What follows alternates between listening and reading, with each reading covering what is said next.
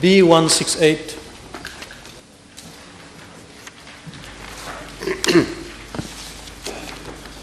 Madam Speaker, I am informed by the Central Electricity Board that following amendments to the statutory body's Accounts and Audit Act, providing for a change in the financial year to end of 30 June instead of 31 December, the Ministry of Finance and Economic Development instructed statutory bodies to prepare accounts for 18 months with effect from 1 January 2016. I'm informed by CEB that it prepared financial statements for the period January 2016 to June 2017 and submitted them to the National Audit Office on 12 October 2017. This was followed by an exchange of correspondence between CEB and the NAO in respect of clarifications required by the NAO. The Directorate of Audit submitted its report on 25 October 2018. I am informed by the CEB that the accounts together with the annual report are being printed and will be tabled next month. As regards the accounts for 2017 and 18, CEB has submitted them to the National Audit Office on 22 October 2018. The auditing exercise started on 21 February 2019. The accounts will be tabled together with the annual report as soon as the audit report is issued. Yes, Madam Speaker, this is another good reason why we should have a freedom of information bill. The last audited financial year was 30th June 2017. So it's nearly 2 years. It's nearly 2 years since the year end of CEB, 30th of June 2017. And as the Honourable Minister mentioned, the Audit Bureau has given its audit report, audit certificate since October 2018. We are taking 7 months to print an account which has already been signed and made it public. So, will the Honourable Minister see to it that this is done urgently? Because it's not normal for a company, for a public company, to take 2 years to lay its account on the table of National Assembly. And such an important organization. Well, of course, we must always ensure that stricter time limits are respected.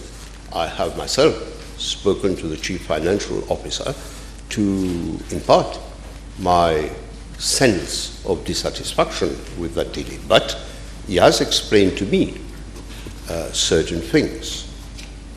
First of all, I believe the Honourable Member himself is an accountant.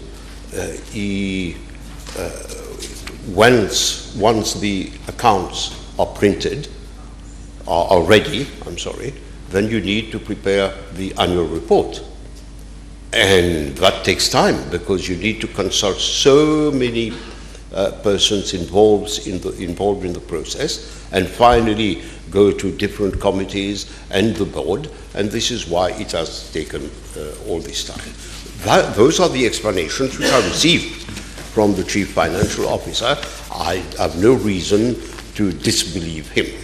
He has assured me, even up to a few minutes ago, that he is exercising due diligence to expedite matters. Now we come to other matters. You talk of a year and a half, 2 years. When the new board took over in 2015, the accounts of 2012 had not been done. So they had to work on 2012 first. The accounts of 2013 had not been finalized. And so the accounts of 2014. So when the board took over in 2015, they had to impress on the finance department and on management the old management, I'm not talking of this management, they had to tell them, get ready with your accounts. And did you know that 2012 was finally, I was going to say finally finalized, finally prepared and completed on 1 September 2015. So now they are speeding up, and now they are going to complete all the operations. They have finished for 2012 and 2015. The honourable member will appreciate that for a large body such as this one, we need to be very careful.